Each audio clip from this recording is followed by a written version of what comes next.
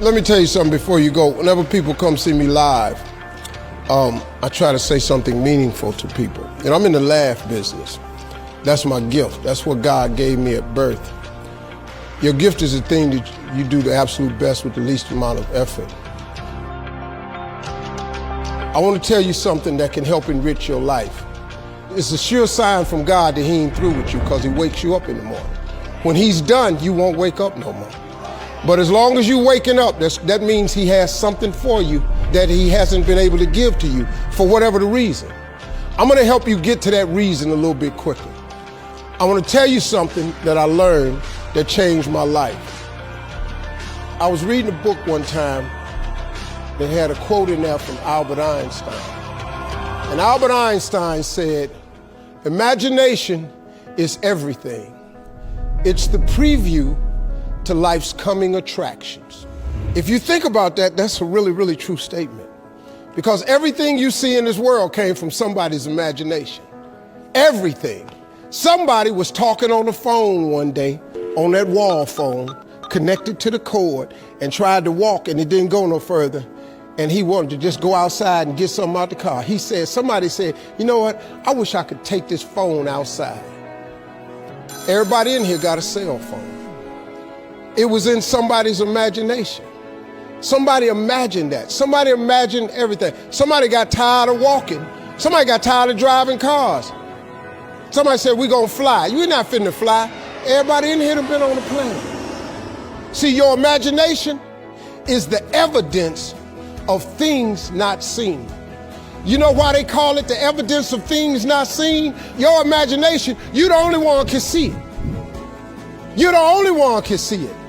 See, so all this stuff you've been imagining was not some hocus pocus. When you imagine stuff, it's actually God showing you a preview of a coming attraction he has for you. That's what your imagination is. Why do you keep imagining yourself with a second home? Because God wants you to have a second home. Why do you keep imagining yourself in a supervisory capacity on another job? Because God really wants you to have that.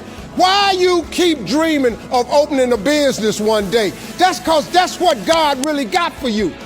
And he put it in your imagination. The problem with your imagination, though, is you tell it to the wrong people. If you want to kill a big dream, tell it to a small-minded person. You can't, oh man. Think about this in your life. How many times have you had this really incredible idea and you took it to your family and your friends? You shared it with them and they shot it down. You know why they shot it down? Because they couldn't see it. Because God didn't put it in their imagination, he put it in yours. It was your evidence of things not seen. See, all this stuff you've been imagining, you ought to start working on it. Because that's what God really got for you. Your real life is in your imagination. I'm here to tell you that. You think I'm here by accident? I'm here because he put this in my imagination when I was 10. When I was 10, he showed me I was going to be on TV. That's all I ever wanted. The assignment when I was in the 6th grade was everybody write their name on a piece of paper and write what you want to be. You know what I wrote on my paper? I want to be on TV. Now, the problem I had, though, was I used to suffer with a serious stuttering problem. I couldn't talk outside my house. I stuttered for years. I flunked out of school. I'm on my 3rd marriage. I lost everything I ever owned twice. I've been homeless and lived in a car for 3 years. But at 10, though, I wrote on a piece of paper, I want to be on TV. So the teacher went around the room and read everybody's paper. Had you stand up when she called your name. And the only assignment was your name and what you want to be. Doctor, lawyer, dentist, basketball player, football player. I wrote I want to be on TV. She saved me for last. She said, "Little Stevie, come to the front." Now I'm thinking, I'm going to the front because I got the best answer. Because ain't nobody had put that on their paper. She called me to the front. I'm thinking I'm finna give me a gold star. But I was wrong about that. She called me to the front to humiliate me. First of all, you know I can't talk. I suffered with stuttering stammer so bad, man. I couldn't talk at all. And that lady lit in on me. Why did you write this on your paper? Now I'm standing there, I can't talk. Who in this school ever been on TV? Who in your family ever been on TV?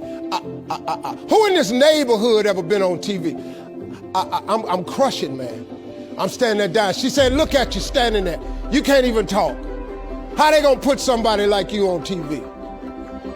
So every Christmas, I send her a flat screen TV. Because I don't want her to miss me. I do not want her to miss not an episode of me. Because I wanted her to see what God had done for me. The fact that you couldn't see it, it wasn't for you to see. He put it in my imagination. But after 3 years of homelessness, losing everything I ever owned twice, suffering through flunking out of school, go home and cut your TV on. That little boy with the stuttering problem, he all over that TV. You can't cut your TV on.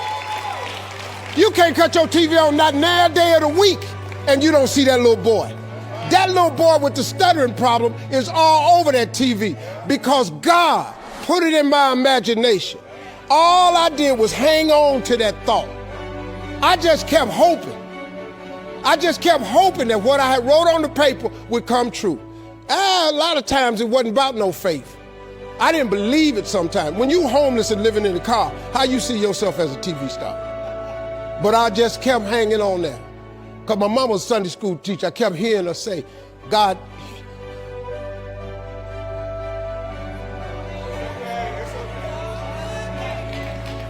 didn't bring you this far to leave you. God didn't bring you this far to leave you. Why do you think he keeps waking you up? Because he got more for you. He got way more for you. He got plans for you. But he needs your faith. He just needs you to call on him. He needs you to dust off your imagination and just go for it. You got to try. Quit waking up thinking you ain't got no say-so in your life. You have a choice in this matter. You can't stop what happened to you, but you can doggone sure do something about what happened to you. Life is 10% what happened to you, is 90% what you do about it. Somebody in your family gonna die. Somebody in here gonna get fired. Somebody here gonna get an eviction notice. Somebody gonna get laid off. Somebody company gonna close. That's life. Somebody you love gonna break up with you. That's life. But what you gonna do about it though? Since it's gonna happen anyway. Trust me, go home and ask God to open up your imagination and then pursue it with everything in you and watch what he do for you. Appreciate y'all.